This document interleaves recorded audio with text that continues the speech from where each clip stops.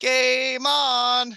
Welcome to another episode of Two Ales and Hockey Tales with Wally. And today I am so excited to have on a 60-something-year-old from Guelph, Ontario, Canada. His hockey journey has definitely taken him to Canada and the USA. He did take a team, a meddling team in the middle of the pack. He took over and took us right to the top, winning the Cherry Cup and the Sutherland Cup. And then the very next season, we won another Cherry Cup together. And gosh darn it, it still stings. Lost in game 7 of the Sutherland Cup finals. But he has been coaching pretty near his whole life. And I would say he's really gosh darn good at it. And that's why I wanted to have a chat with him. Welcome back, Dave Officer. Hi, Wally. Thanks very much for that introduction. Really appreciate it. So we certainly did have special times up in Elmira, didn't we? We sure did. It's a long time ago now, isn't it? too long, but just to let everybody know, you and I haven't changed a bit, have we? No, and I have been seeing you recently. We're not far away from each other here. When you come up to your cottage, and I guess one of the last times I saw you, you asked me to come move a couch for you. Absolutely. What an evening that was. Oh man. Please don't tell everybody that we tried to put it through the front window, okay? So it did take us some time to figure out what to do there because it was a big couch and a little door. There were obstacles. So how did you get that couch in? Well, we just sort of took the front door assembly all apart there, Wally, and Mm, and that was enough, eh? yeah, that was enough, and we had to sort of do some compression on the cushions and squeeze everything all down, but we managed. So, And I guess the other time I saw you recently was you asked me to come over to meet some of your puppies, eh? absolutely, and they still talk about that today. Ben was over with the boys there the other night, and they had a bit of a timeout after they played a hockey game down in Kitchener, and they were still talking about some of the things that you said and how they could sort of promote their own hockey careers and tips that you used to move forward as you Mm. did very successfully. Yeah, well, I guess most of the time successfully. There were some bumps in the road, that's for sure. But I guess we discussed all that with them, eh? And they're under 18 AAA players in Kitchener, eh? Right, AAA, Kitchener Rangers, U16. Ben, my son played hockey with them last year, and that's the beauty of the game, right? Establishing those lifelong relationships. Those three boys that you saw plus Ben, like I mean, they're going to be together all their lives. So, Yeah, that's what hockey does, eh? It brings you oh, friends for life. like it's magnetic. It's actually magnetic, and the smiles and chuckles that they share. It's unreal. It really is. It's what really makes that sport magic. So, I totally agree with you, and I mean, I had a tough go when I retired from hockey and joined the real world and didn't have a team in my life and was losing connection with a lot of my brothers from around the world. And well, starting this helped, but to see everybody.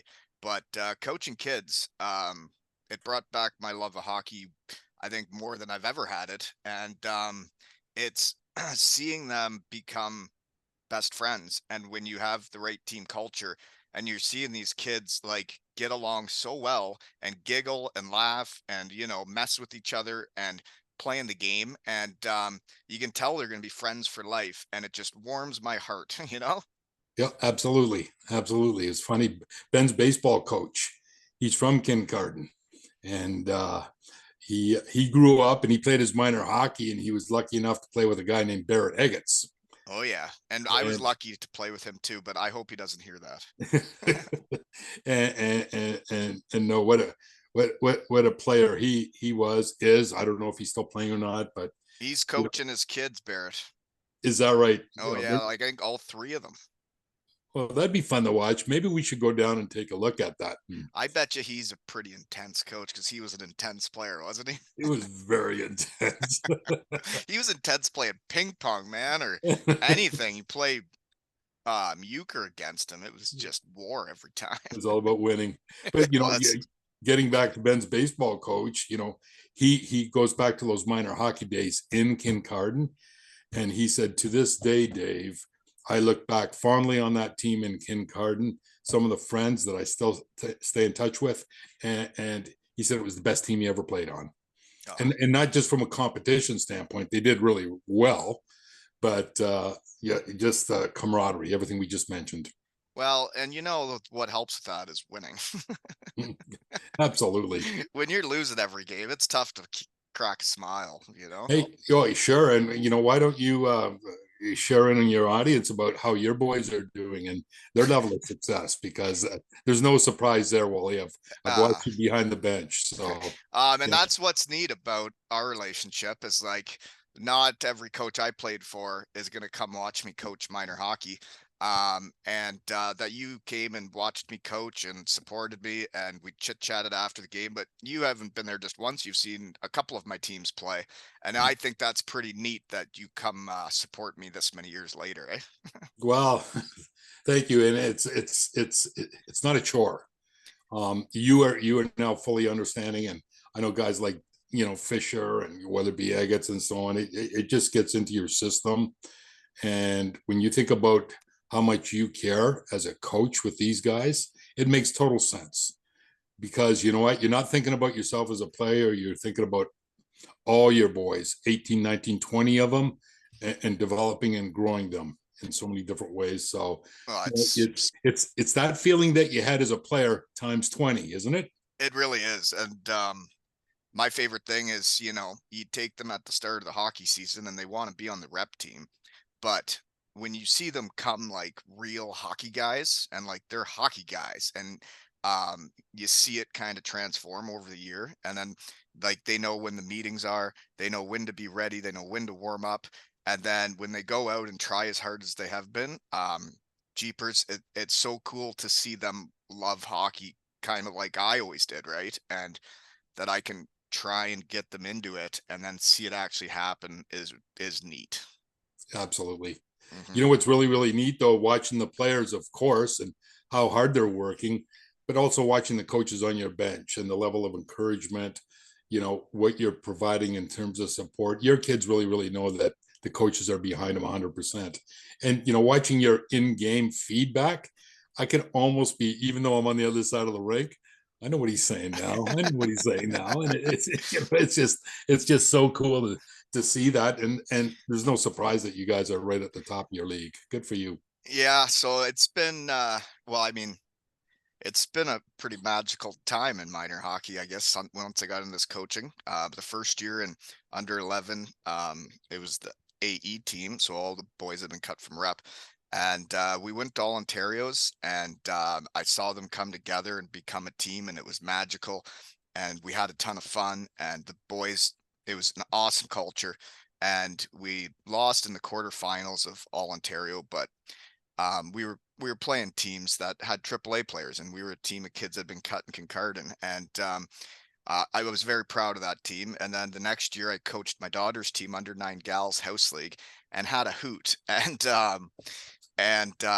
man, it was so much fun, and it was yeah. It was neat how the different age groups you coach, all the different drills you got to come up with to entertain that age group. But then I went under 13 boys, then the rep team last year. Colby was a first year, 2 years together. And watching this team come together and all three lines could play, every defenseman could play. The goalie was awesome. And I mean, we won an A tournament, then we lost the heartbreaker in Silver Stick. But then to see these boys turn it up come playoff time, they went 16-0, won every single game, and they were all tight and they were all crazy, and they always found a way. They always dug down deeper than the other team and would find a way to get it done. And it was magical. And winning the All Ontario with kids in Kincardine, yeah, I get to see them all over the rink now. I go to the rink. There's kids before, after our team that I've coached, and it's made it like a family feel with all the kids around here. And then this year I have a whole new team, only three returning players. Now that Colby's a second year, and they've won three tournaments. We won in Kincardine in front of a full house, the Silver Stick tournament, and we won in overtime. And then there was a kid that was a first year that had only scored like one goal going into that tournament. He scored 5 in that tournament and 3 in the finals and got a hat trick. And to see that kid get to have that moment with his family, and then Colby scored the overtime winner to win it. And I was like, wow, this is really neat how this is like that this game played out that way and that they found a way. And then we went to International Silver Stick, which is all the champions. And man, every game was awesome. We were playing all the best teams in Ontario. And we had to play the semis in the morning and it went to triple overtime.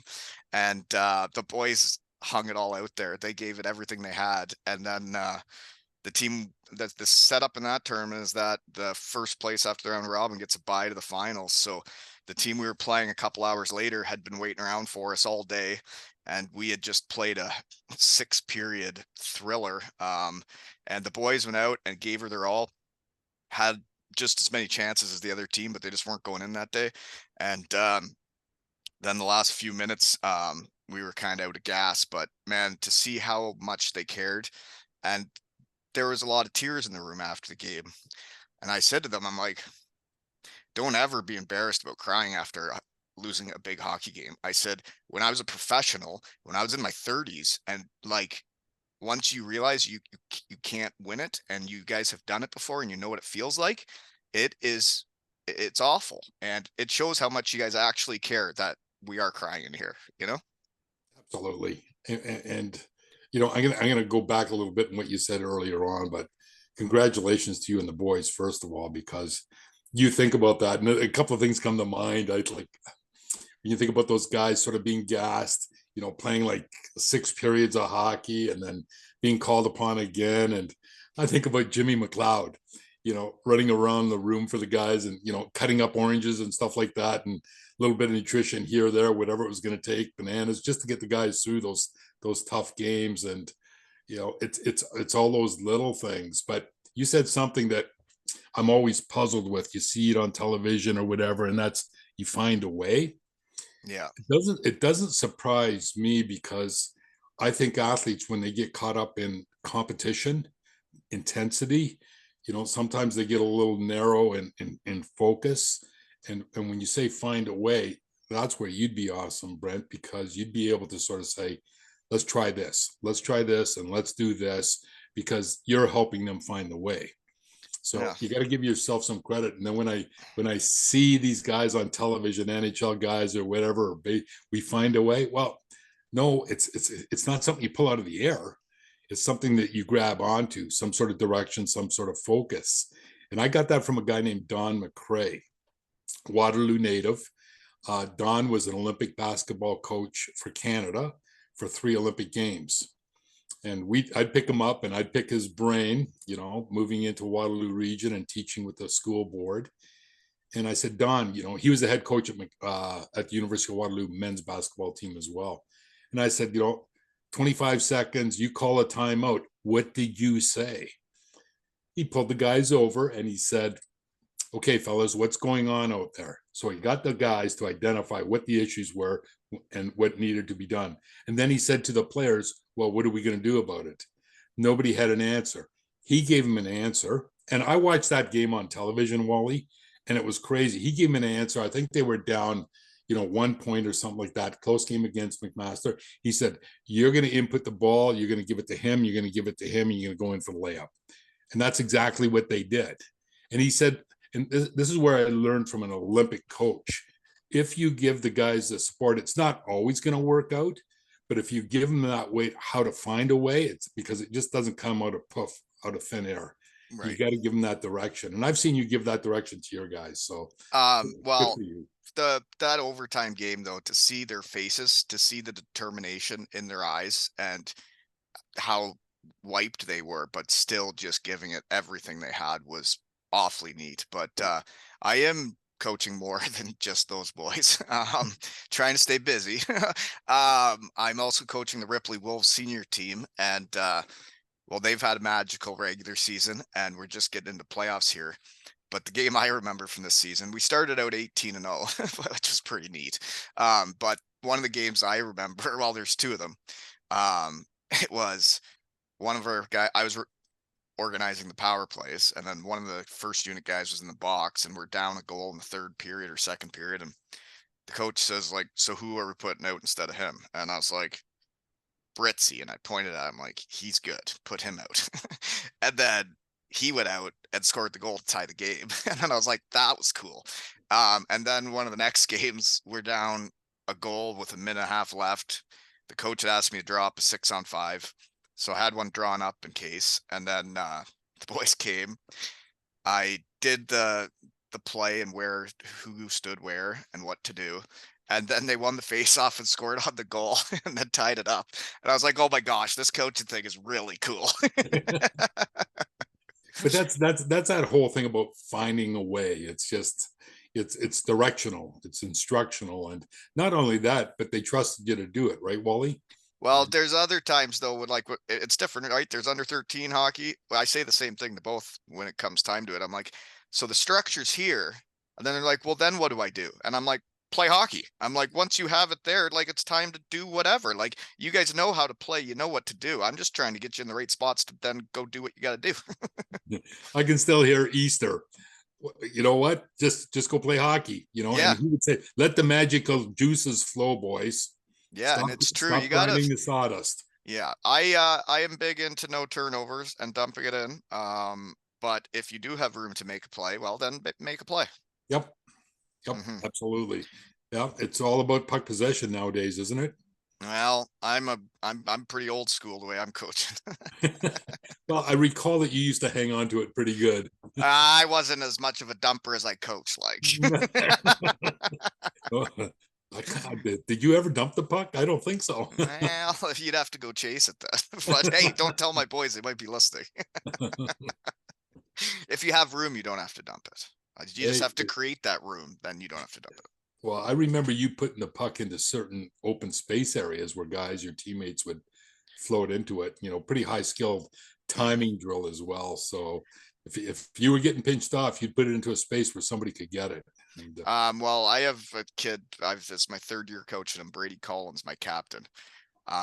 Watching him find time and space out there, and he'll skate it backwards towards our own end. And some people must be wondering what he's doing. I'm like, well, he is. His hockey IQ is taking him that direction, and then watch him come back at you. Yeah, nice. It's nice to have those players. I've watched him play. He's very talented. he really is. We have some really great players, and I guess that's how you win stuff, right? That's how you win trophies. Is you have to have the players as a coach. Yep, the player, and the guys on the bench that direct and give them that sense of direction for sure. So, well, we haven't talked to, like, we still have a group chat with our Elmira Sugar Kings. And that's like 23 years later. Isn't that neat? I think it's wonderful. And if I'm lucky, some days I might bump into a Kyle Rank I bumped into Kenny Dunn and I bumped into Lackner, and it's just, the first thing you do when you see those guys, It's big smile, smiles and a smile, hug. just a smile. Yeah, that's it. It's just, when you used the word magical there about 3 minutes ago, and that's what sport truly is. Well, and winning too, though. I mean, if we don't win that Sutherland Cup, that final series, it's like that team that lost in game 7 the next year. They they don't have a group chat. They have never got back together. The team that won it all still has all that. And yeah, it's interesting because winning isn't everything in sports. It's about the relationships and everything. But Yep. like I have one in a few places, and like those relationships with those guys, but it can also be going to a final, and it's similar. But winning it all and knowing what each other did for each other and how hard everybody gave her, and that you were all in it together, and then you end up doing it, like it brings you brothers for life. Absolutely. I was at the athletic club of Mavati, and there was a young man, probably was around, when did they win that Sutherland Cup? I think Mr. Hadaway was the coach. And there was a young man. It was since our Sutherland Cup. There was a young man in there, and he was getting undressed, and he had this monster full size tattoo on the back, and it was the Sugar King lion head. Really? in Sutherland Cup. Like, it was massive. It was gorgeous, and it just covered this kid's back. And I said, "Hey, I like your ink. Can you tell me what you probably won't know, but the hockey team I played on, the Elmira Sugar Kings, we won a Sutherland Cup." and the fact that he said, "Well, you probably wouldn't know," was kind of humorous. And then he talked about the ink, and I said, "Well, tell me about your team. What was good?" And he said it was so good and it was so special that for the rest of my life, I've got the team on my back. And I think he had all the guys' names inked That's on like it. aggressive. Oh, yeah. But it just goes to show you, it just reinforces what you just said about how special that is when you win. It really, really is, and it's a lot of how I was able to get this podcast going was that I have that relationship with guys in different countries, and when I ask them to talk to me, they say yes, and they find the time for me with my busy schedule, and just like you did today, right? No, no surprise, bud. Um, Absolutely. you know what's a weird one for you that you may not believe is I had a guy on the podcast and his son is like my best buddy in Cardiff, Wales, Trevor Hendricks. He had his son come on and chat with us at the end, and his son told me I threw muffins.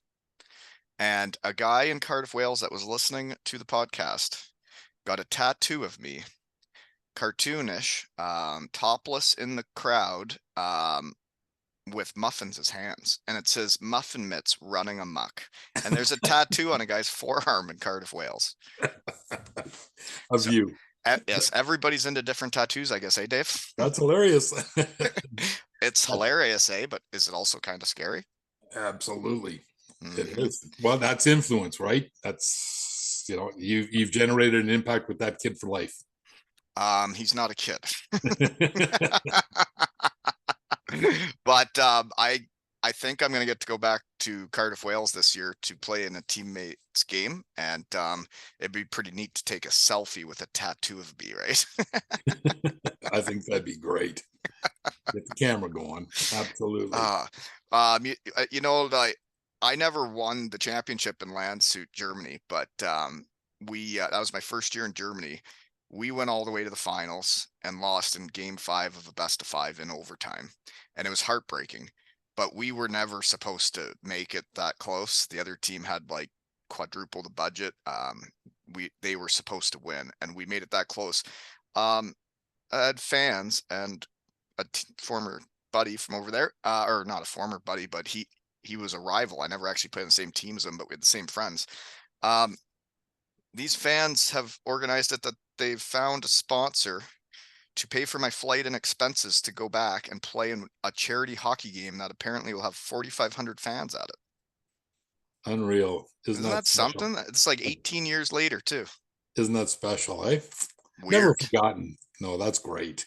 Well, it's very heartwarming when you come back from the game and you don't feel like you did what you set out to do, and there's some, I don't know, regret, or I don't know what the word is, but sour feelings towards the game, and then for them to do this for me this many years later, it's like, oh, maybe I didn't suck that bad.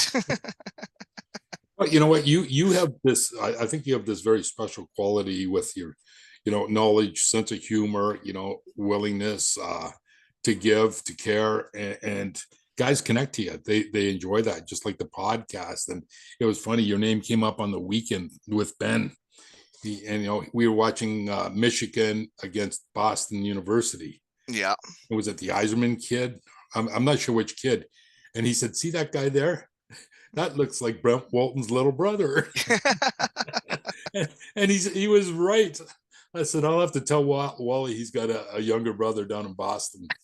Yeah. But that's just a sidebar story where you connected with those boys up at Point Clark, shared some really really good timely advice for them about what they want to do and what they're trying to achieve, and it's it was nice of you to do that for sure. I mean, I always look at it, and same with talking to the kids around here, is if there was someone around that had been through it and done it, and like, why wouldn't you let people know what it was like, and the ups and downs of what the game can be like, right? Mm-hmm, mm-hmm. Hmm. Well, and sometimes you get that, in the coaching circles where there's a real fraternity where guys will give you information and share information and freely. And then there's the odd few who don't like to do that. And they try to keep it all to themselves, and it's like, Right. wow, Yeah. yeah. And it's like, well, who's going to help you then when you don't know? Like, I mean, it just, if you're there to serve your players, and the intent is right, it comes back tenfold, like. Oh, I 100% agree. And that's like the last podcast I did, Jack Hardigan, world famous goaltending coach, and I saw he has like 12,000 followers or something, and it's from him building this business of coaching goalies all over the world and consulting pro teams. And I was thinking, well, like, I'm no goalie, and I don't know how to like coach the techniques of being a goaltender. So I had him on the podcast to pick his brain. Yeah. And you probably learned one or two things. Yeah, and where to find it if I need it. And he has resources on YouTube, and yeah, it's pretty neat. Is he local to Kincardine, or where's Oh, he at? he's out in Halifax, and then he coaches in Germany. No, like this podcasting thing's pretty neat when you like coaching or love it. Um, I do try to speak to the people that I think I can learn from, and that's coaches, that's captains, that's winners, you know? Gotcha. So I haven't been on the podcast recently, but isn't there a young former Sugar King over coaching in Germany now, Robbie Collins? Oh, he sure is in Berlin. Is that where he is? Yeah, he's coaching. He's the assistant coach of Berlin, and yeah, pretty neat how his story's played out. As he retired, he was in Germany most of the years I was there and longer. He had a very long German career, and then he came home after that was done and finished raising his daughters in Elmira, and then they were getting to the age where they were doing their own thing, and he coached the Sugar Kings. He Yep. coached the Guelph Storm, and then he got the opportunity to go to Berlin and chase his coaching dreams, eh? That's just excellent. Good for Robbie. And he was at Blueville at one time with, you know, players such as, the Burnell brothers, Todd and Troy, Brandon Dietrich, Scott Sealing. Well, I you think know, Brandon's why I went to Germany, to Landshut, Germany in the first place, was they asked who he knew to be his winger, and he said me. perfect. I think you did tell me that at one time. Well, and that's why I wore number 10 too. So I would start out with number 23 if I couldn't get 10, and that was because of Rob Collins. And then when I could get 10, I would get 10, and that was because of, well, Pavel Bure and Brandon Dietrich. And then the guy I wore number 10 because of brings me over to Germany, and he's not even wearing number 10. So then I wore it. It was very bizarre. So you got to work with Brandon then. Yeah, we played together that year. We went to the finals and lost in overtime in the final game.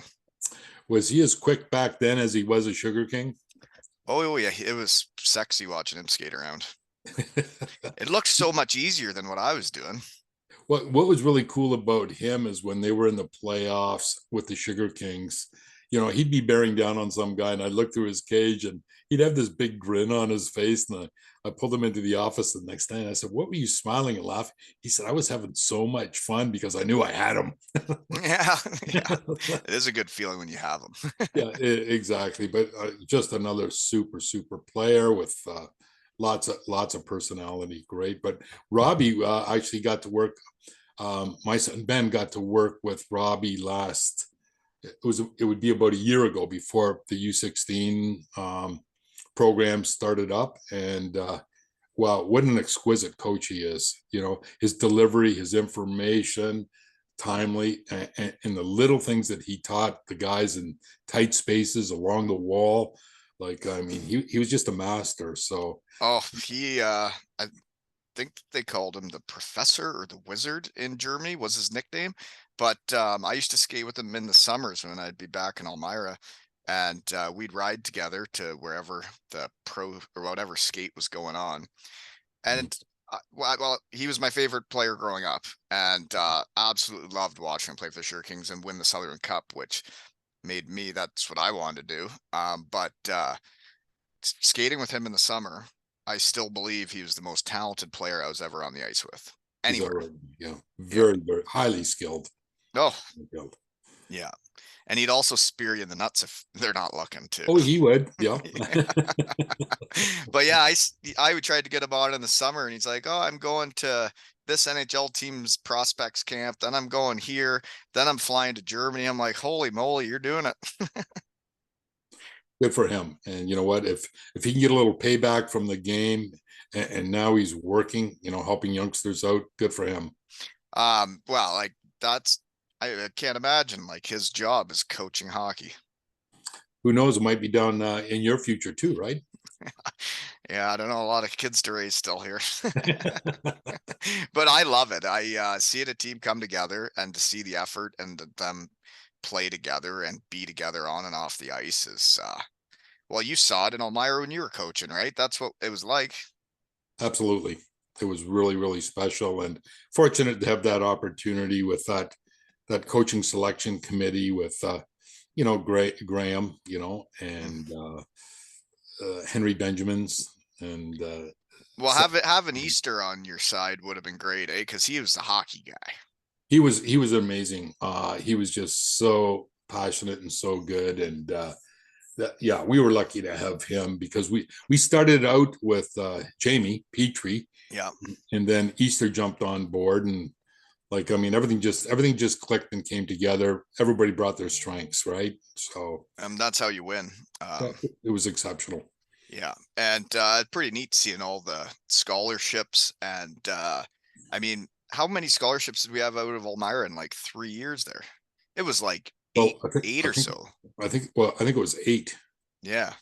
So you could go through them and so on. But what was really special is going down to Kalamazoo and watching you play against Niagara. Wasn't And that something with all of us Sugar Kings in that, one NCAA game? that was a lot of fun. Crazy stuff to think of. We, Like, well, and speaking of Barrett, like, I mean, it was really interesting. Did you know that on their power play they put him net front? um, well, I mean, he's a gamer. He would do it. Well, it was really interesting because I'm standing, you know, in the offensive zone, and I'm standing beside his dad, and I asked his dad. I said, they have Barrett net front. He said, yeah, and I said, well, what's he weigh these days? Yeah, yeah. Yeah, I don't know, 145, 150 or whatever, and he said, well, just wait and see. And I think it was Princeton. Did they have that? Is it Mark Paris? Oh, Is it Perot? Perot, George Perot. Yes. George Peros. The big Right. the big fella. I remember going to that game. I was still on the Shirt Kings and we went to watch them. That's right. And he was net front with Aggie. Puck goes out to the point. It gets floated in. As it's floating in, the D man lifted his legs up into the air. So Aggie is totally inverted. Puck hits the goalie. Rebound is there. Aggie takes the puck while he is inverted and goes top corner. Mm-hmm. And then as he's coming down, his feet are coming down to the ground. He takes his stick and sticks it up into the crotch of the player. That sounds about right. Yeah. And I just looked at his dad and he says, now you know why he's not front. But his level of concentration and compete factor, one of the highest I've ever seen. Absolutely. Do you think we should be talking this nicely about him? He might listen.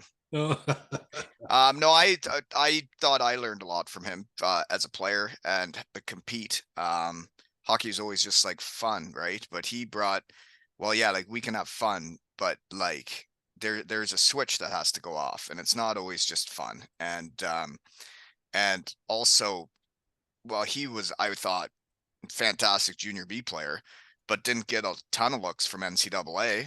Maybe it was because of his skating and being small, but like if you're gonna build a team, you have him on it every time. yeah, heart and soul guy. Yeah, and he's gonna make everybody accountable and everybody try as hard as him. And yeah, he was a great leader to have around. And then for me to see him go to Niagara the year before I leave and then do well and then become like that league's top player, and then he got like inducted into their Hall of Fame in Niagara. Is that right? Good for Mm-hmm. him. I did not know that. And think of the boys you got to travel down there with. Oh, Van Nuynat Yeah. and Lackner. Yeah, Lackner. And didn't Millsy go down there too? Yep. Yes, he Yeah, did. yeah, And that was pretty neat to play an NCAA game. And then there was me, Daryl Moore, Kevin Labatt, all yeah. Broncos playing against four Sugar Kings with Niagara. It was a pretty neat experience. Then you had that, is it one Cully guy, Cousineau, Yep. and And yeah, Jarmuth, yeah, and Yancey. yeah, There was a lot of players coming from this area, and I don't know, I started doing this podcast because I miss my friends, and now I still do it because I love it and seeing old faces and friends, but then also learning as a coach, and it's been pretty neat. absolutely. Hmm. Hey, do you have any thoughts or ideas? I wanted to ask you about with the new NCAA rules, OHL, how that's all going to spin out, for I honestly, I NCAA, I didn't like the part where a coach could recruit you. He could not be there by the time the season's starting, and he was the guy that believed in you and wanted you, or you go there and you're not getting along. That kids could transfer wasn't the worst thing. Um, but I think it's just turning it more into it's pro hockey now. It's not opposite of pro. It's kids are NCAA are making money now. The OHL is giving school packages as well. I think it's going to take away opportunity for kids that were late bloomers that went NCAA route. I think a lot of those major junior kids will end up taking those spots and there'll be less late bloomers, but it's the same in minor hockey, man. I don't get these decisions. I don't understand who these people are that are making these decisions and which kids they're doing them for. They've now opened the borders for minor hockey, and you can go and play wherever you want the next year. And I don't agree with that. I think you should play with your friends from your hometown. And if you want to go AAA, there's a AAA team there. And then if it wasn't working out there, you can get a release. But for the little Johnny to say miss a shift or two and then want to go to the other town, or the parents don't like this or that, and then it's just I don't know. It's turning minor hockey even into pro hockey, and it's like so because of this or that, you're gonna like drive out of town to go play somewhere else. I don't know. well, what's their end game? What are they trying to achieve? Like, I mean, I don't know because it seemed like the city kids were already switching teams all the time anyways when I was growing up. So it's like, why are you doing this to small town Ontario? Let's all play for our towns and be proud of where we are and where we live. exactly. Well, when I've had the fortune of either coaching minor hockey or high school hockey, and everybody knows what high school hockey is all about. It's those kids that want to come back and just sort of have some fun with and it's their school community. And I've had more kids say I've had more fun playing in my school community with my buddies that I go to class with, sit in the cafeteria with, and that's just describing in a smaller way what you've described described in terms of the Kincardine area. Oh, You know, yeah, it's it was special. It was really, really special for the kids, and they put the announcements together on the morning announcements, and make it fun and load up the arena, whether it be Don McLaren Arena or the old Wilson Street Arena or the old Queensmont Arena. It was just it filled the place. um well it's the coaching things really got me, really bit me. That season last year with those boys, getting over the hump and actually winning it all, and then I get to see all Ontario champions all over town. As I go to the grocery store, it's like, oh, there's an all Ontario champion. There's all one. And it's like we come up and like give each other a hug. And it's like we have that forever. And it's in a small little town with the guys you're going to school with. And that will probably end up around here at the end of the day too. And you guys will all have that forever. And you can even help a guy move a couch. Right? Yeah, why not? So when you were are you still coaching anything or what are you doing? No, I coached 2 years ago baseball, but so I've had a 2 year break now and really, really enjoyed it. Yeah. 47 years was kind of enough. you know, As volunteering as a coach. Yeah, absolutely. And I believe it's really important to give back to your community, and if you want to put the time in, as a coach, do you always have the answers, the perfect answers? No, but you know what? If the guiding principles are right, if you set up that condition or that environment, coaches can generate pretty good times. They really, really can. It's sometimes when coaches maybe try too hard or take on too much, then things can get difficult. And it's not that difficult. Well, one of the reasons why I wanted to have you on again and pick your brain as a coach is I thought it was neat when you took over our team and they're like, it's the high school guidance counselor. Like he's not a hockey guy. And we were like, oh, well, let's see how this plays out. And I thought you were great at getting the best out of people, making it the right culture, making everybody be in it together. And I started watching this TV show, Ted Lasso, where it's a American football coach that goes over to coach soccer football in the UK.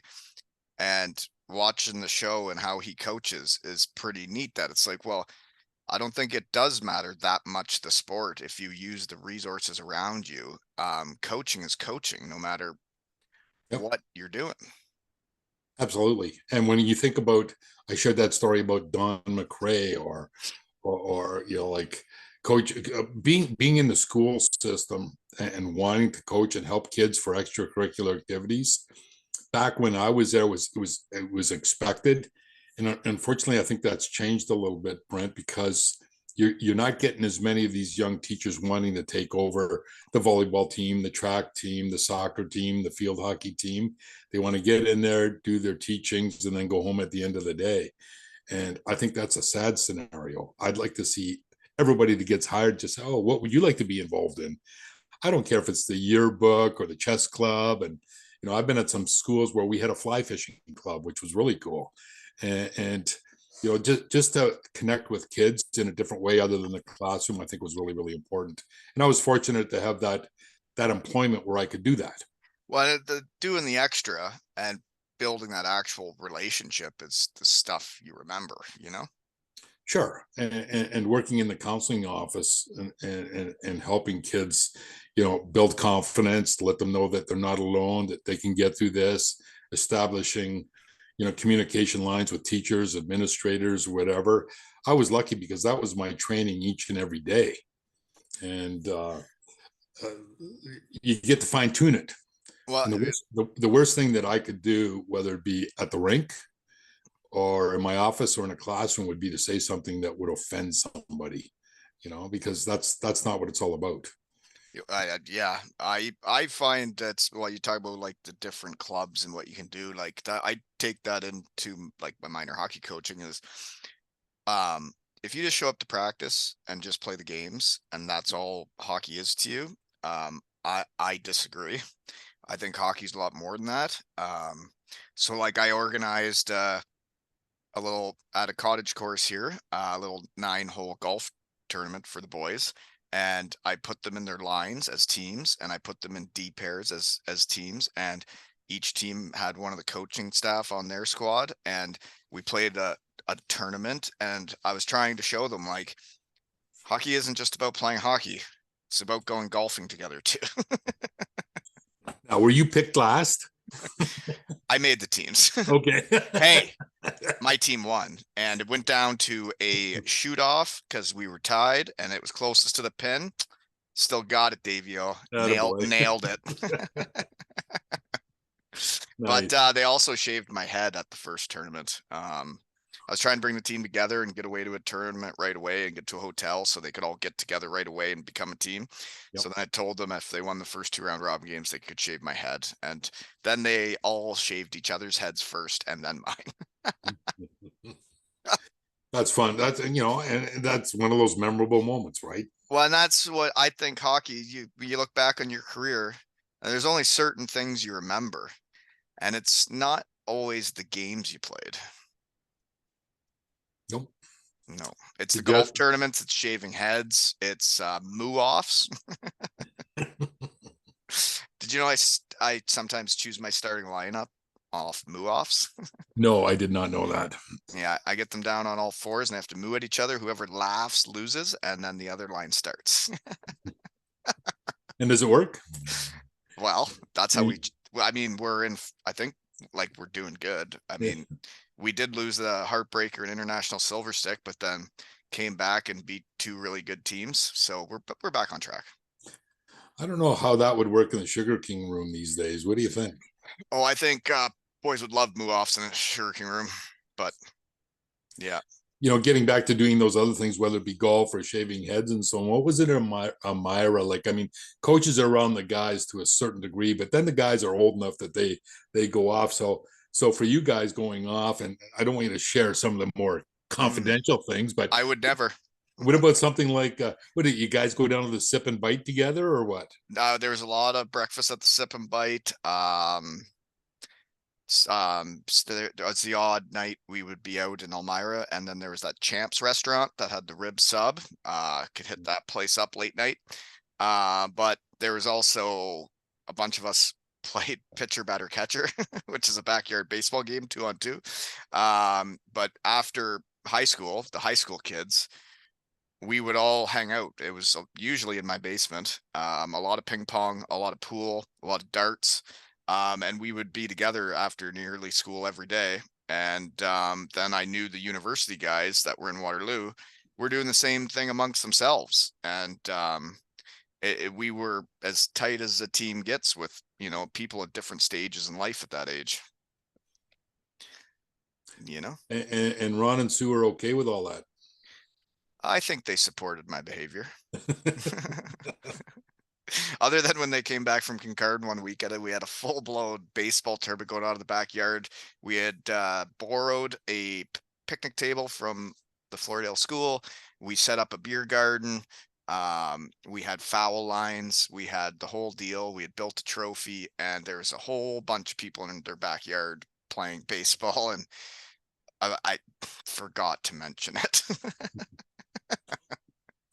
They found out soon enough. They did, but we weren't doing anything wrong. We were just playing sports. It was interesting. Usually in the fall of the year, when some of the import kids would come down from whether it be Iroquois Falls or Geraldton, Ontario. I remember Sugar King Mark McMahon, who went on to be with Kitchener Rangers, and you might remember him as a youngster, and Travis Sabolsky, and when they register at the school, some of those northern guys would hang out together, even if they were Cullies or Siskins or whatever, and then they'd come. I'd invite them out because they didn't know anybody. And Yeah. I lived in Conestoga with Scott and Alyssa, and I'd invite them out. Hey, come on out. You guys can do some road hockey with the local kids. And they'd come out and they would just run and have fun, and I'd throw something on the barbecue. But those were special times to just connect with those kids, let them know that your teacher's also a person, and here's his family. And they really didn't know anybody, but certainly by Christmas time they did. It was more so in the fall of the year. Well, you got to get out there to get to know people. It's like moving to Kincardine. Um, it was hockey that has brought me, has got it to feel like it is home now. When you go to the rink and you know nearly everybody there now, um, playing for the Ripley Wolves, you meet the guys a decade younger than you. Now you're coaching them, and then you meet all the people in the Ripley community. You meet the people in the Kincardine community. It was all hockey, and it was, if I didn't get back into the game and I didn't join these teams and I didn't coach these teams, I I I it wouldn't feel like home still. I think hockey's done that for me. Just building on that, Wally. I'm thinking about playing Owen Sound in Port Elgin, and going up to Port Elgin and then over to the Fisher House. Mr. and Mrs. Fisher would host the whole bus, Mm-hmm. welcome them into their house, and like talking about community, small town community, and you know they couldn't do enough for the boys, and it was Well, just and genes are a thing. That was our captain, and he's doing pretty well in life too. And he was a leader. yes, absolutely. And when his parents are willing to do that and host the whole team, I just saw like Rankers running the Sugar Kings now, Yes, he and is. I saw he had the whole team to his house for a homemade meal. I think I read that on the is it the Facebook group or whatever. Yeah, but I thought, yeah, that's hockey when people do those things. Right. And I just remember driving up for that game, and I don't know what was going. Henry Benjamin was driving the bus. I don't know if you remember this, and and it was a horrible night. And it was one of those nights where the game was almost canceled, and Jimmy McLeod was sitting up there in the front seat, and we were supposed to pull over and pick up Harry. You remember Harry? You Yeah. know, Harry Smith, and there were cars on Henry's age driving the big bus, and Jimmy's yelling, keep going," and he went flying by poor Harry, and he missed the bus because it would have Couldn't been see him. dangerous. It would have been, what's that? You couldn't see him. Couldn't see him, and it would have been dangerous to stop for the bus and the boys, and getting rear-ended, and like just funny little things like that. And the first the half of the bus at the front was just, they couldn't stop laughing. It was just one of those funny moments. And isn't it interesting that when we're talking hockey stories, we haven't really talked about many games? No, No. no, and there were certainly a lot of good ones. That second year with the Sugar Kings, I think we only lost 5 regular season games. Is that correct? Yeah, we only lost 5 games the whole. Yeah. All right. It's weird, right? Like that was the year I broke the record for goals, and I guess I still have it, but like the taste of my mouth after that year when you have personal success and lead the league in scoring, but then like, Yep. you don't get it done. It's not nearly the memory as winning as a team the year before. 100%. It's not the individual awards. Just they're there. They're there. It's like you see Connor McDavid every year win all these awards, and you just see the anger in his face. Right? Yeah, absolutely. Yeah, right on, and for sure. And it's just, I recall that year very well, and going into that room in Sarnia afterwards, and Kevin Labatt having the towel over his head because he just didn't want to face the room, and just tearful and upset, and I Well, when you remember. put in everything you got into something, and you think it's going to happen, and you did everything you could. I remember that final series, we were freezing my hand for every game, and made it more difficult to aim your shots and whatnot. But like everybody on that team was willing to do whatever it took. Whatever. Yeah. Pretty special group, absolutely. And it's nice that they're guys, like some of the guys from the Sutherland Cup team still connect with the year afterwards, and that's the community. Not going away, not going to stop. No, and did you know May 24th I'm having a 2 Ales and Hockey Tales golf tournament in Kincardine? I think I did hear something about that, but I think we're down are we in South Bend? Oh, here we go with the excuses again, Dave. Okay. Yeah, so you don't want to reconnect. That's fine. Doing that right now, partner. That's fine then. Just make sure the cottage is unlocked, because I need to get 112 golfers here, or I have to pay for them either way. So make sure the cottage is unlocked and some of the fellas could crash there, eh? Put the tent in the front yard. I'm sure Carrie, my wife, who's up there, she just love all those guys kicking around, eh? Wouldn't she? I'm sure Van Ijenaden will be behaved. Oh man. But speaking of what kind of captain Darren Fisher was with the Sugar Kings, as I put it on our group chat, I'm going to have this golf tournament, and right away, no questions asked, he said, "My cottage is open. Whoever wants to crash here, let's do this thing and let's all get back together." And I'm like, wow, what a captain. 23 years later, he still got my back and trying to bring the boys together. Still all in, eh? He really is. He's a very unique individual, and I was able to stay in touch with Darren after the Sugar King days. I got him actually to coach some high school hockey with me, and he just added a dimension that was just outstanding, and it was really, really good. And then he went on to do his master's at Laurier. Then he did his MBA, and unfortunately, he moved out of the Waterloo community because it sure was nice having him and Amy around. Well, they have a cottage just down the road, right? So Yeah, they're down on the other side of Amberley, right? it's nice when some of your friends from Elmira are quite successful and then get cottages where you're living. So then you Well, can still get to see them.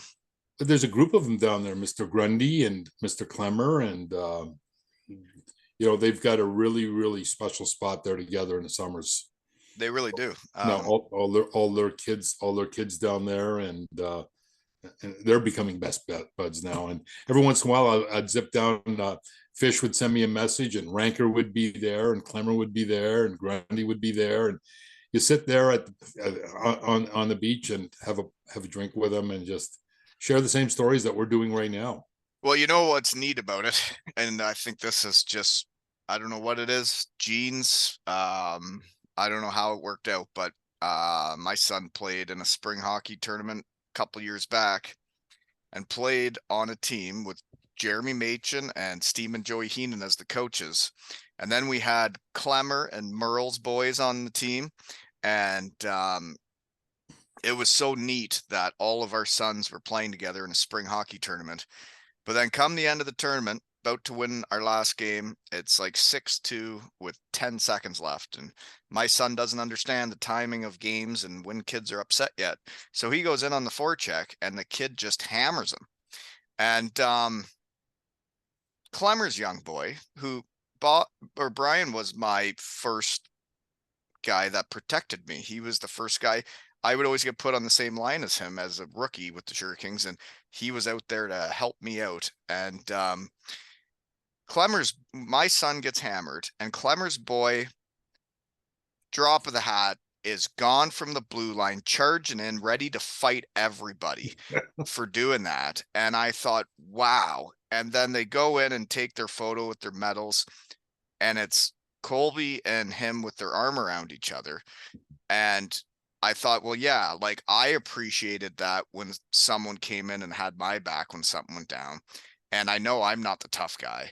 But seeing Clemmy's kid go in and do the same thing a generation later was something neat. And then they were still friends after, and they had Colby over to go fishing the one day. They caught fish, and I'm like, yeah, hockey isn't just about hockey. This is neat. But getting right back to the specifics of the game that you just shared, like, I mean, you think it's just genetics?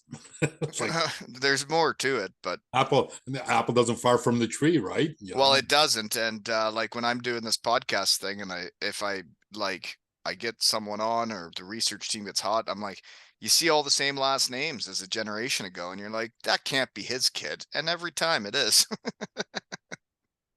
Yeah, it's weird.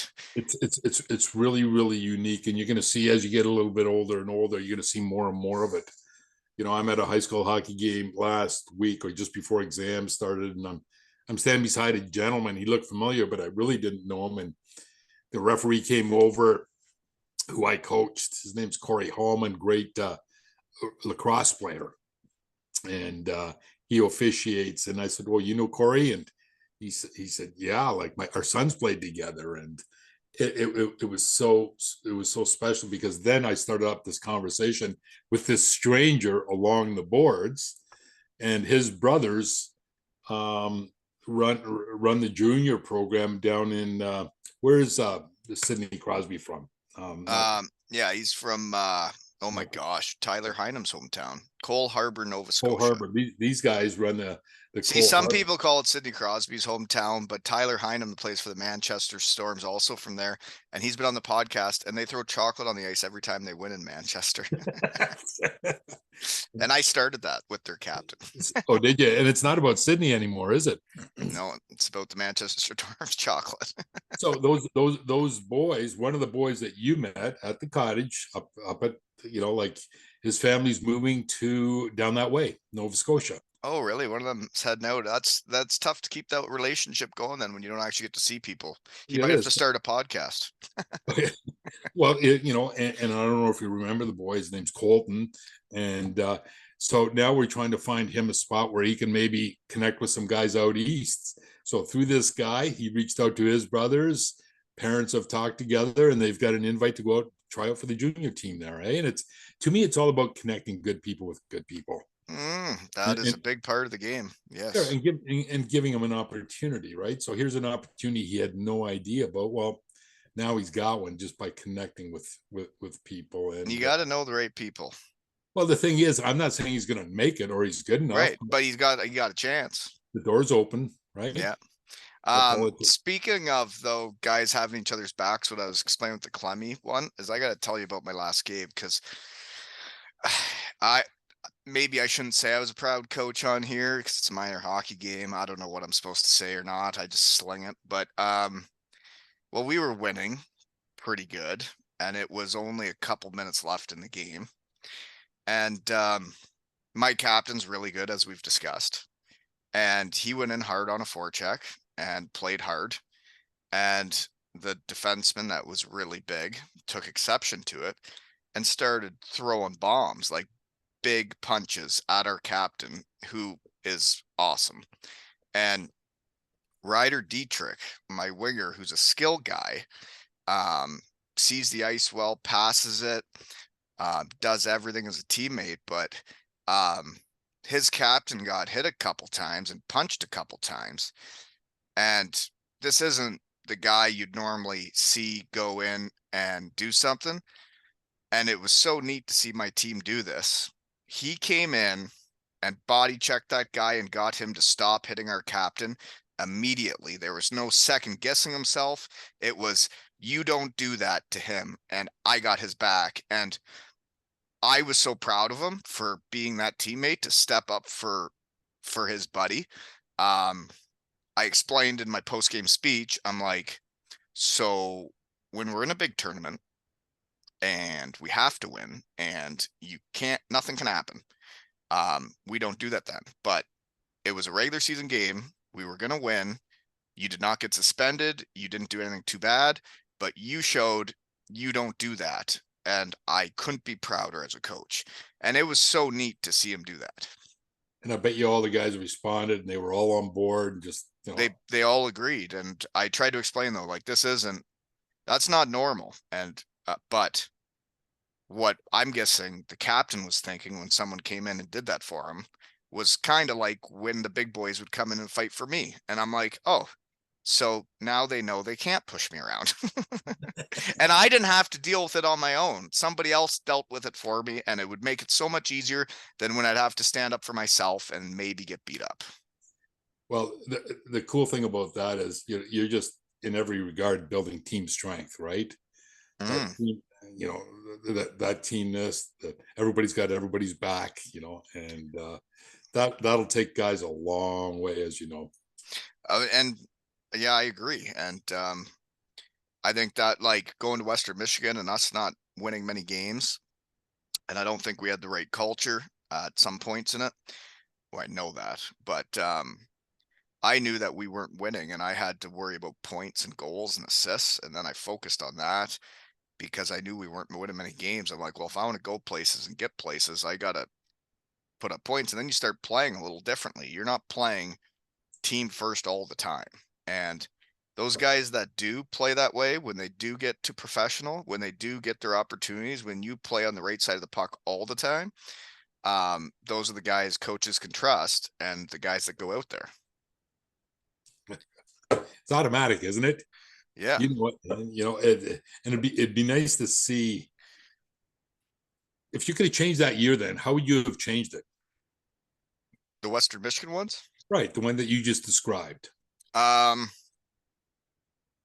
I would have been a stronger leader. I was being fun Wally guy, trying to make sure everybody was having fun and as a team. But I guess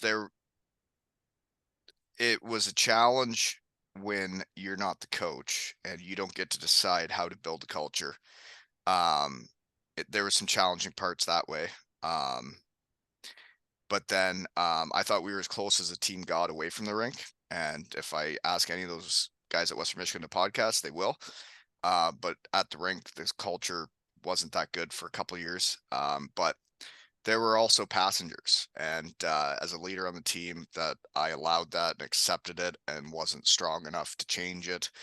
Well, I guess I learned as I got older, but yeah, I don't think everybody was bought in enough all the time to actually win. And I think to actually win, same when you talk to under 13 kids, it's like, well, I'm not going to tell you to go home and shoot pucks, but I'm like, the kids that go home and practice and shoot pucks and want to do it and want to get better, you see it and you can tell which kids went home and shot pucks. And it was the same at Western Michigan. You could tell which guys really trained in the spring and which guys had a lot of fun. And when there's guys that had a lot of fun, which we did, but you'd get up and do the training. Um, Once you're just having fun and not doing the training, you don't win. It's interesting watching, doing this all over again as an older dad, going through this sort of this AAA U16 thing, U18 thing, and watching it and talking to the other dads. It seems like just what you're talking about, go home and shoot pucks, or they're all doing it now. They Yeah. the level of drive, the level of I got to do this, I got to do this, I got to do this. It gets to the point, and I'm thinking, holy cow, Is that's a it too much? bingo. And Oh I yeah. remember, I remember at the University of Waterloo, there was a weight program that we had for the guys, and it was really really interesting because sometimes we'd have three or four, five guys injured because they overextended themselves some way somehow. Oh yeah. Happened at Western Michigan too. Did it? Oh Yeah, yeah. The but training's a lot different now, right? They're not lifting crazy amounts of weight. We used to do max everything, like as heavy as you can lift. And these are like for us coming out of Elmira back in those days, training wasn't what it is now. And then you show up and you're like, okay, put the heaviest amount of weight on your back and try and do a squat. And I thought my butthole was gonna fall out. yeah, yeah. And you get hurt doing those things. And I don't think they do those things anymore, but the game's changed that way. It really, really has. And, everything in terms of the coaching, the information that's delivered to the guys, like everything last year that I saw Ben in every practice, or whatever, I'm saying, we did this at Laurier. We did this at Waterloo. And it just seems as the kids are, whether it be U13, U14, U15, U16, the information that's getting downloaded to these guys, like it's getting pretty technical at a younger and younger age. Well, and I think I I really enjoy coaching and I like coaching my way and um like not people telling me what to do, but I don't like people saying you shouldn't do this, you shouldn't do that. And it's like, well, just let me go with this. And I think the teams nowadays that can play old school, muck it up harder than the other team, none of the fancy stuff, play hockey hard, play it the right way, but then also have more fun and like enjoy it more than the other team. I think they'll try harder and I think they'll care more. And I think when it comes down to it, if you care more than the other team, those bounces end up going your way. 100%, 100%, and playing it the right way. I think you've got a really, really good handle on that from my observations. I think, our guys played it the right way. It was just a matter of we had mature guys, we had senior guys, just put them in the parameters of the river banks and let them go play. And it's not that complicated. It really isn't. It's No, something. and when they play on the right side of the puck, and I mean, like I tell them it's defense first. Like there's time to go, but it's defense first all over the ice. You don't cross that blue line until the puck's out, like we're all playing back first before we go forward. And I don't know, it's neat seeing. My goalie has 14 shutouts this year. The link. Yeah, You get a he's little lonesome back there sometimes. no, he's making saves, man. He's but the D zone it's fun watching them keep them to the outside and when you see them do what you envision, it's like yeah, they played in our end for the shift, but did did anything really happen, you know? It was really funny coming back from Sarnia that night on the bus with the boys, and Nats and I were standing in the middle, sipping on a beverage, and Maybe. and he said, "You know what was really cool this year?" He said, "We had 5 frigging ozone coverages. 5." He said that was just so awesome, and they were all based upon the strengths and the skills of the players, the individuals.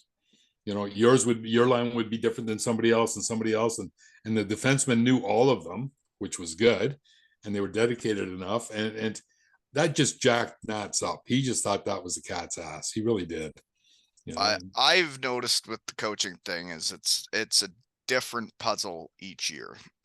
Different kids, different different way to interact with each kid, but they all have their strengths, they all have their weaknesses, and it's trying to get the best out of them, and sometimes it's easier than others.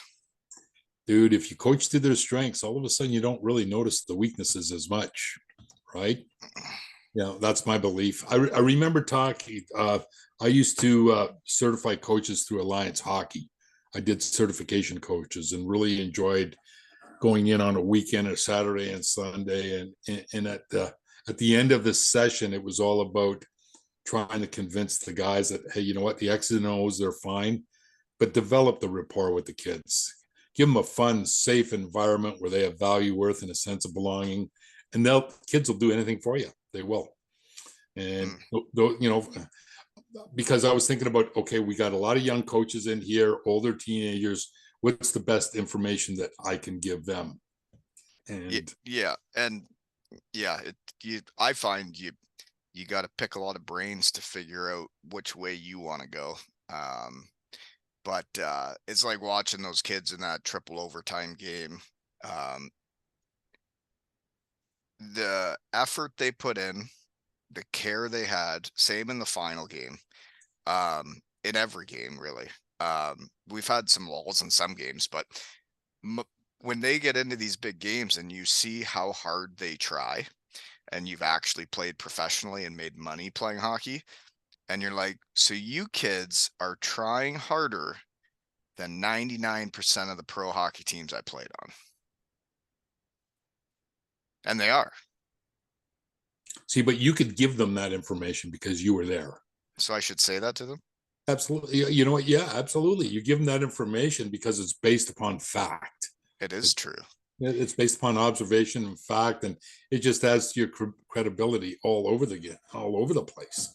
You know, and it was kind of funny that night I walked into the room for the first time because Ian Fierman was in my office a couple of weeks before. He was going to pack in Sugar King hockey, and I said, "Well, sit back and maybe Graham will do something. Who knows?"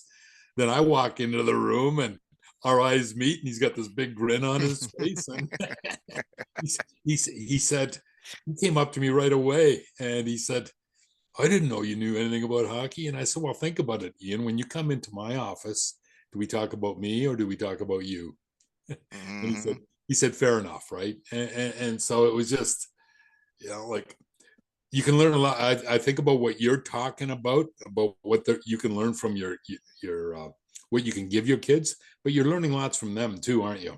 Oh, a massive amount. Yeah, like we have to go out and coach the game to learn it. And the different age groups I've done, the different kids I've met, they're all different. But then you build that relationship, and then you get to see each other in the grocery store, and it's great. Every day, every practice, they are giving you enough information that you can help them. Does that make sense? Well, yeah. Well, Every day, when every I, every every game, they're going to do something. There's going to be some observable behavior as a coach that yeah, you're going to be able to generate an idea and share it with them. yeah. Same with talking with you today and explaining how hard they try in hockey, and I also think like with hockey players, they're always trying to get to the next level. They're always trying to get to the next league. They're always trying to get to the next team instead of being in the moment. And like, do you realize like it's not going to get better than here? I say this to my team. I'm like, you're playing with your friends from your hometown. And I don't really mention I played hockey that much.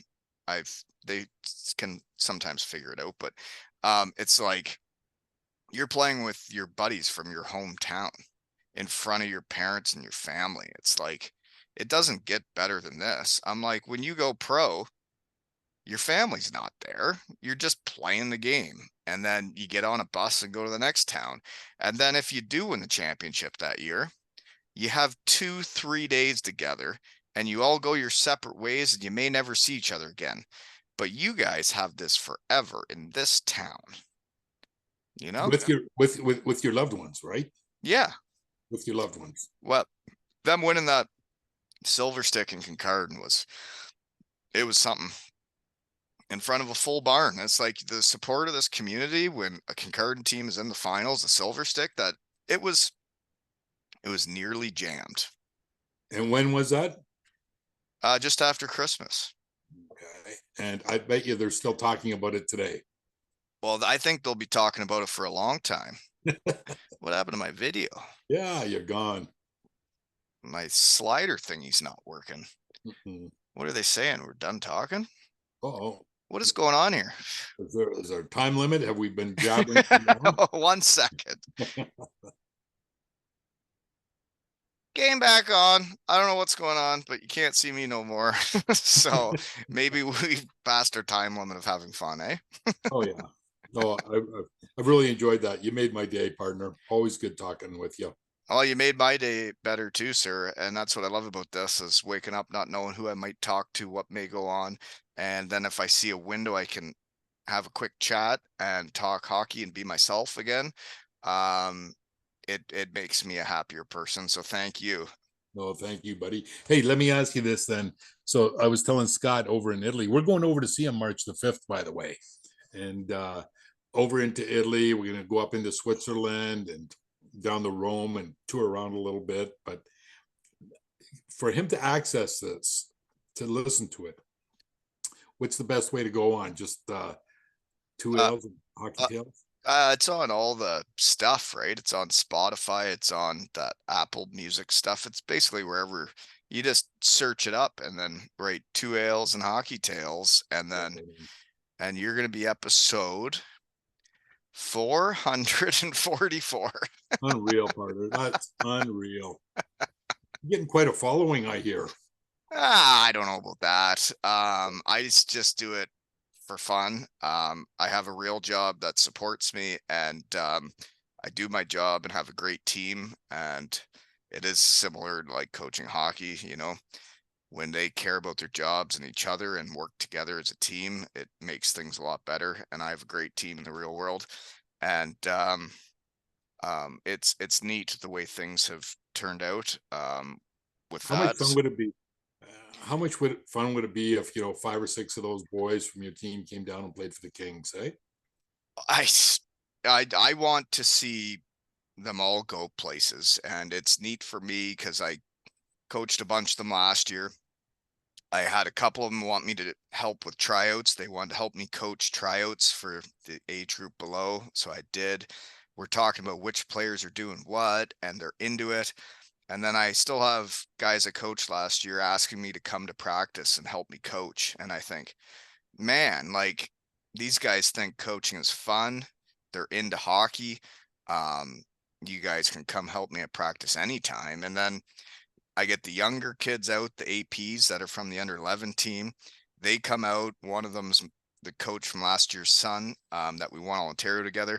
And it's the son I didn't coach. He gets to come out and be part of practice. Our goalie, Gursey's amazing. He's the funniest kid practice, this AP goalie. And then we get the older kids out that want to come help me coach. And it's like a big hockey family. You're building a tidal wave up there in Kincardine. You know that.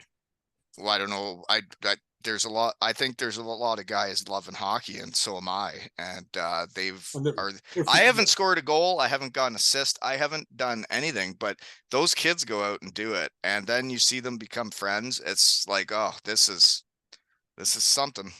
Buddy, it's your love and passion that's just oozing out of every party, every pore, and it's infectious. And it's the way you present it. Like I was watching those guys listening to you on my couch. They were so friggin' they didn't take your eyes off you, like, I mean, they must Well, have thought you. Yeah. that's neat for me too, right? Because you go and do a bunch of things, and then you move to Kincardine, nobody knows. You're just the short, fat guy that lives in town. And then someone like you asked me to go talk to under 18 AAA kids. It's like, well, I remember being those kids, and that they want me to come talk to them, I am more than happy to. They're still talking about it today. And, who is it, Halsey or, Quinn Duquette? He said, have you talked to Wally lately? And I said, no, not lately. So he says, say hi to him for me. So, Well, maybe we'll have to have them on the pod then, eh? oh, they would, yeah, you know what? It would be so funny. They'd have a good time. They're nice boys. And, They're great kids. yeah. And, they're all trying to follow the same dream, right? Yeah, and all you can do is go chase it and do the best you can and be the best teammate you can and play as hard as you can, right? You know what, buddy? Just to let you know, we would in the counseling office, we'd get some kids maybe in a general level program that would come in and they said they want to be a surgeon, a heart surgeon, and I say, hey, that's great, and kind of unrealistic, career goals.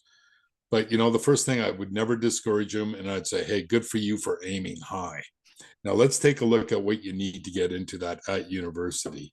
And then they'd go, oh, but it'd be one of those things where you never dash a kid's dreams. Does that make sense? Well, yeah, if nobody believes in you, you actually Yeah, can't do it. yeah, And it absolutely. has to start with yourself. It does, but sometimes the kids don't have the confidence. How tough is it to play the game of hockey without confidence?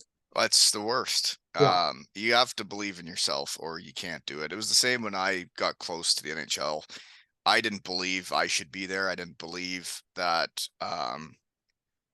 it would ever actually happen. And then I went out and played that way.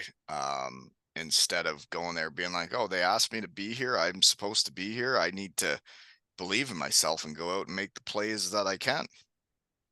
Hmm. I remember talking to Ranker. Yeah, and that's a great observation. That's great self reflection on your part. I talked to Ranker, and I said, "What's it like, being at an NHL camp?"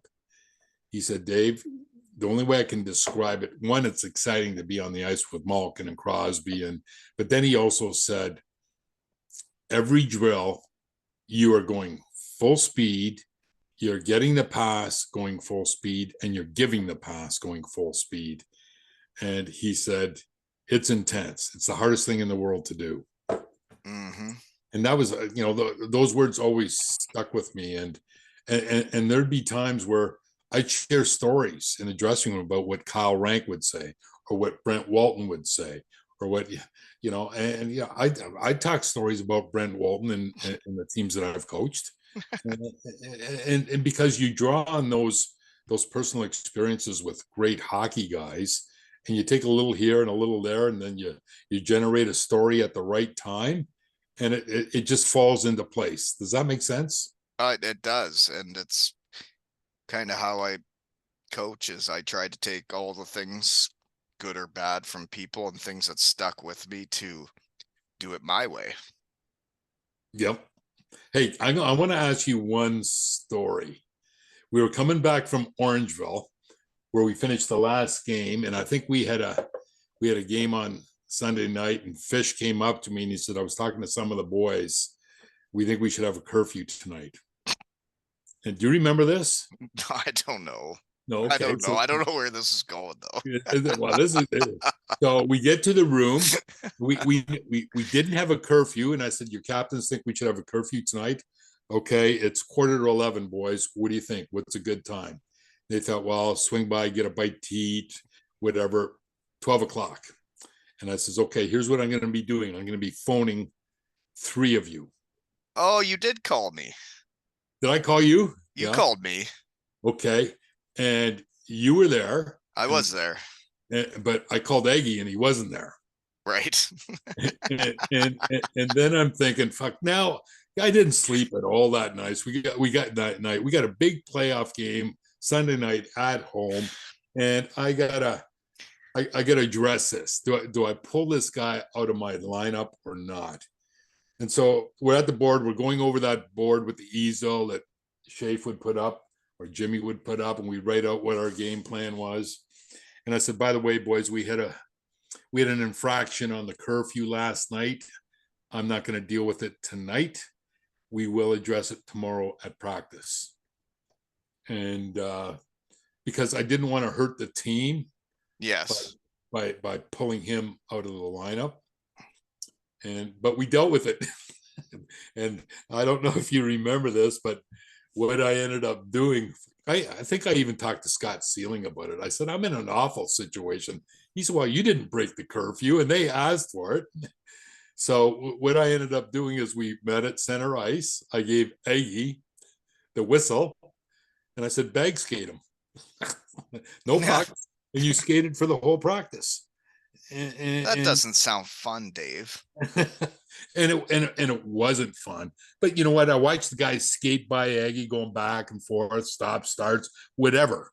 It was up to Aggie to do. I said, if you want to be the Lone Ranger, you can be the Lone Ranger with your buddies. And guys would sort of bump him and curse him and cuss him and stuff like that. And that's what we did for that one practice on a Monday night. That brings back a memory of my under 13 boys last year. My Savage, he's a Savage.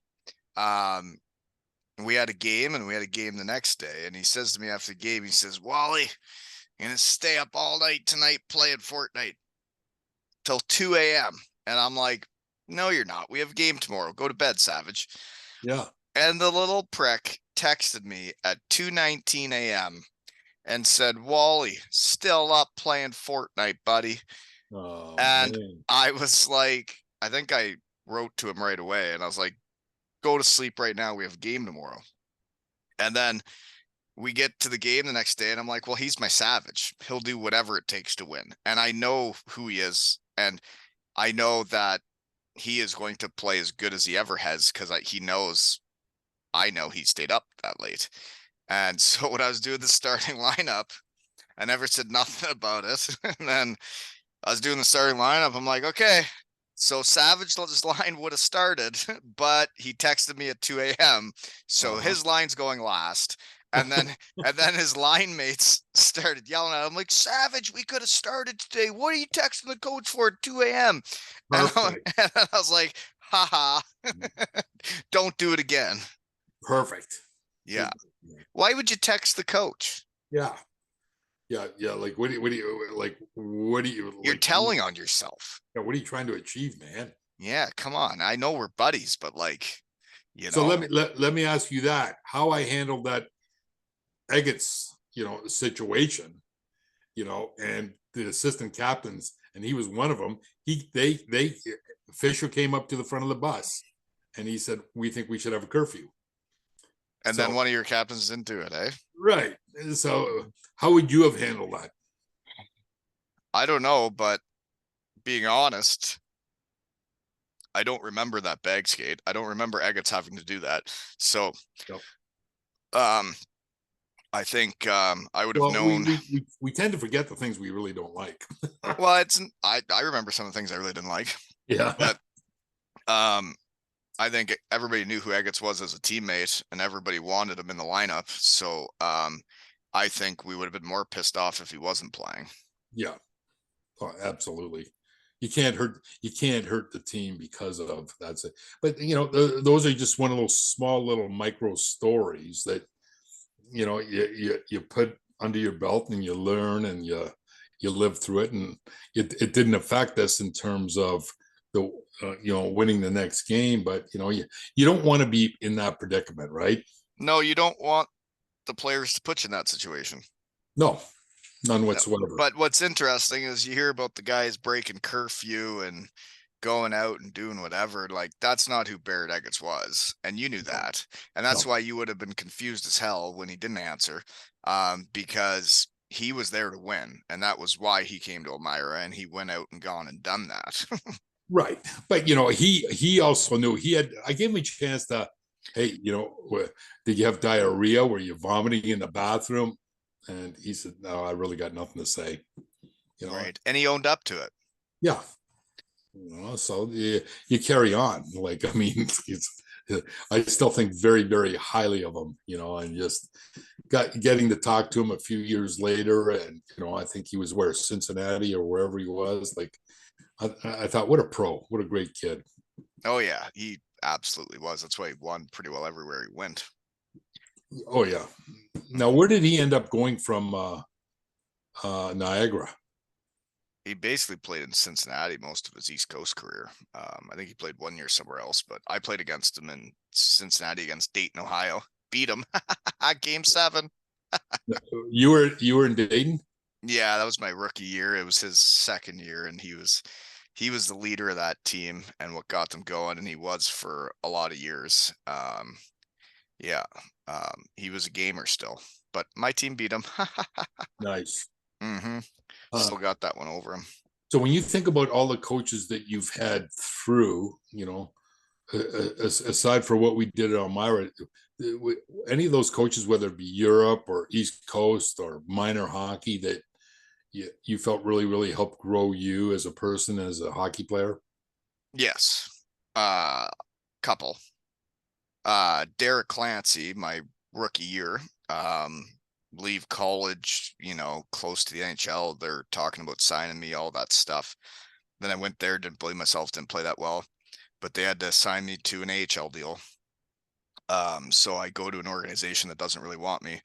They send me to the coast straight away, pretty much. And it went from the AHL coach wasn't a teacher. He just said, "This is the breakout tonight for the power play. This is who's going. This who isn't." There was no teaching. There was no teaching hockey. And I went down to the coast and had Derek Clancy as a coach, and he took the time after practice to work with me as a player. He would get me to stay out to work on things that he thought I needed to work on. And the way he taught D zone, the way he taught stay on the right side of the puck, the way you couldn't turn it over, you didn't get a shift. It changed me as a professional. It got me actually ready to play pro. And he's now the assistant GM of the Leafs. And that was his last year coaching. And there's so many of us from that year that things he did stuck with us and changed our careers. And to think that guy never coached again is bizarre. But he went on to win 3 Stanley Cups with the Penguins as their head scout. He knows what he's doing in hockey, and now he's the assistant GM of the Leafs. And the way I teach D zone, the way I'm coaching has a lot to do with him. Isn't that something? Yeah. Is he a Guelph kid? No, he's from out east Canada. Yeah. Newfoundland. No way. Yeah. He was a good dude. And he was hard on me, but also fair with me. Like, I'll never forget the day. And I would take this into my coaching if I ever did video, but I sure ain't doing that in under 13. Yeah. But we were doing a team video session. It was near the start of the year, and we were getting to know each other. And he pulled me aside before the video and said, "Hey, Wally, I'm going to give it to you today in front of the whole team."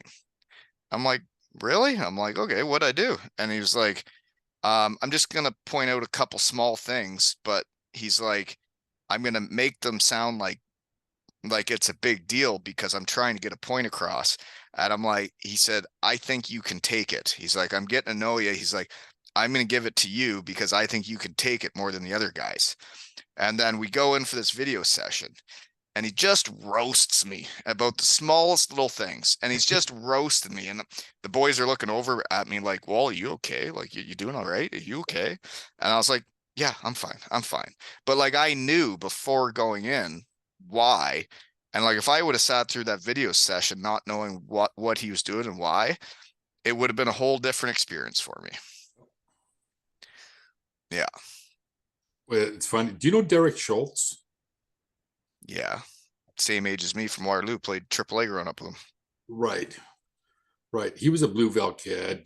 I think he's a sheet metal mechanic now. And he was Kitchener Ranger, sort of tough guy. He would just throw punches, right?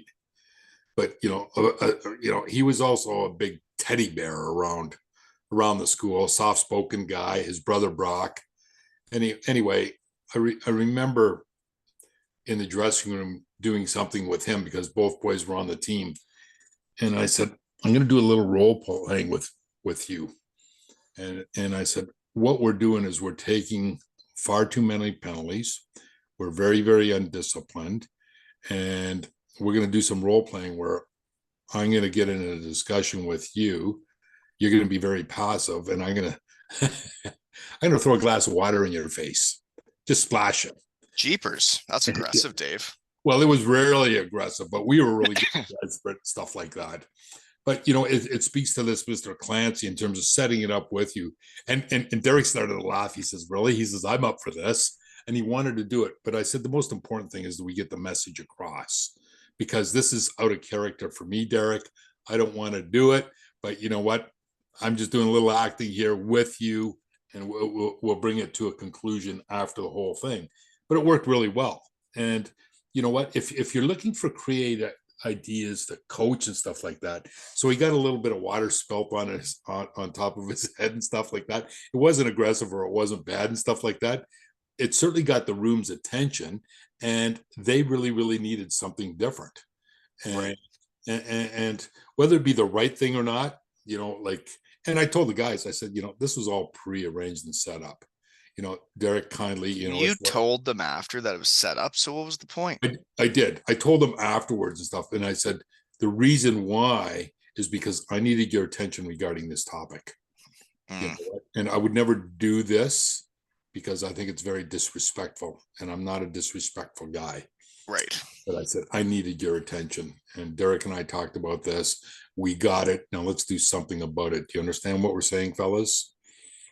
So I don't want them to ever think, even though I did it, some guys might be sort of turned off by it because it was disrespectful. Hmm. But by staging it and then letting them know, they were all cool with it, and we got the outcome that we wanted. That makes sense. And that's why it was important to tell them. I guess something I have somewhat related to that is I was helping out Ryan O'Reilly and Godrich in this, a couple summers ago, and it was just me and him out on the ice, and then he let me bring my son out, and then it was just three of us on the ice, and seeing my son do drills with an NHLer was something else. But then I got to bring some of the guys I was going to coach that year, and each week I kind of pushed the envelope and brought one or two others, so that as many people as I could got that experience. But then we'd go into the locker room after, and it's pro hockey players and then my puppies, and like they're pro hockey players, like they got a shower after, so like get in the shower and they'd hear Ryan O'Reilly let out a fart, and to me, as a coach, it was like, yes, this is what I want you guys to see. They are normal people. They are That's it. just like you and I. Yep. They just are good at hockey, just like you can be. Because when I was growing up in little Elmira, and the NHL is so far away and it's such a big deal, and you don't really know that many people that have ever done it, and they seem like they're not, you don't get to know them. It's not like going to the UK and playing for Cardiff where I would get to know all the fans and they would all know me, where you don't really ever get to know an NHL player and they're all like on this pedestal. And I'm like, no, like they fart, they piss, they shit just like we do, you know? Oh my God. I've used that very same line the same way. Unreal. I'm listening to myself. And they are human beings. To build on that, you ever hear of a guy named Dougie Risebrough? Yes. Montreal Canadiens, 2 or 3 Stanley Cups out of Guelph. He went to the same high school. He was about 3, 4 years older than me. And anyway, we had mutual friends because I played baseball when I was midget, junior, and senior. And when he was playing for Montreal, he'd show up on his Goldwing, and the guys were saying, "Are you supposed to be riding this thing?" He said, "Well, I'd be voiding my contract with Montreal if they knew I had this." But he did it. He did it anyway, right? But those same guys that I played junior hockey with in Guelph had a chance to go down and be on the ice with the Montreal Canadiens. 2 of them, pretty good players, good junior B players. And just like you said to your boys, I said to these guys, "Oh, no way. That must have been awesome. They must have been so incredible." And they say, "No, we were surprised." He said, "You'd be surprised from a very good junior B player to the NHL. Yeah, they deserve to be there. They've worked hard. They're bigger, stronger, and faster." But he said, "I took the puck off Pete Mahovlich." I poked Jack Guy Lafleur. He said they're just people. But this guy Ryan Becker, he said we put him up on such a pedestal. Oh yeah. Yeah, and he said they're just regular guys. That's it. Yeah. Yeah. People forget that. Yep, absolutely. So it's funny. My story is just a few years earlier. um, well, you got anything else before we shut her down? I know, like that's For having no notes and deciding to do this 20 minutes before we started, is pretty neat that we can just chit chat like this many years later, eh? well, did we do okay? Did I do okay for you, or is that one you're not going to post because You I'm know so what? I'm the one not playing good enough because my video's not even working. I can't even see, you can't even see me. yeah. Well, At if you least don't I could pick my nose now. if it's something that you don't want to post, that's okay too, buddy, because you got lots to pick from. So, but Oh, buddy, this is going out there as soon as we're done. You just sit back and relax. well, I always enjoy it. Best luck. When do you guys play again? We don't even have an ice time till Friday. Well, practice. And then we play Saturday. And Whereabouts? then Paisley. Okay. And then it's playoffs after this weekend. We got to get the schedule sorted, and it's go time. And it's time to make it or break it. Are you guys down to Wingham? No, No, don't go that far. we did, but they weren't playing good enough, so they got sent down. Okay. So I'm just thinking about what's the closest to our area here in Waterloo region. Listowel. Lucknow? Listowel. Oh, you guys playing Listowel? I think so. Yeah, Okay. they were in the league. Yeah, I'm a day-to-day type of guy, Dave. We don't have the schedule out for playoffs yet, so I'm not going to worry myself about that. I got enough going on. I bet you have a really good general manager that coordinates and organizes you, right? Yeah, how did you know? I have an actual world-class manager that organizes the games, the hotels. It's been incredible that like he knows what to do. I don't even have to tell him, and it's incredible. And You just show up, right? I just show up and coach, and then one guy's got the training bag, one guy's got the pucks, one guy's got the board. I just got to remember 2 markers. Oh man, I'm I got a double going here in Brent Walton. Holy cow! Hey, I used to walk in with my yellow and blue hockey bag. Do you remember that one? I don't know if I remember your bag. that came from the Vancouver Canucks and Mike Penny, who was general manager of the Kitchener Rangers, and then he worked with Pat Quinn for the Vancouver Canucks for a number of years too. So he was in charge of scouting for Europe. So what does this bag have to do with that? That's all I walked to the rink with. I just had my coaching bag with my coaching notes in it, what I wanted to do, and that's all I showed up with. Everything Yeah. else was done. So It's nice when it takes, I always say it takes everybody to win, and having a manager like that, the assistant coach and the other 2 fellows that help us, it makes it so much easier. And when you're starting out the season and you're trying to do it all by yourself before you get those people, you realize how much work it is, but then it takes everybody to win, and then all of a sudden it's not so much work and it's fun. hmm, Hmm. it is fun. Hey, have you stopped recording? No, not yet, but I can. Okay. And this has been another episode of 2 Ales and Hockey Tales with Davey and Wally.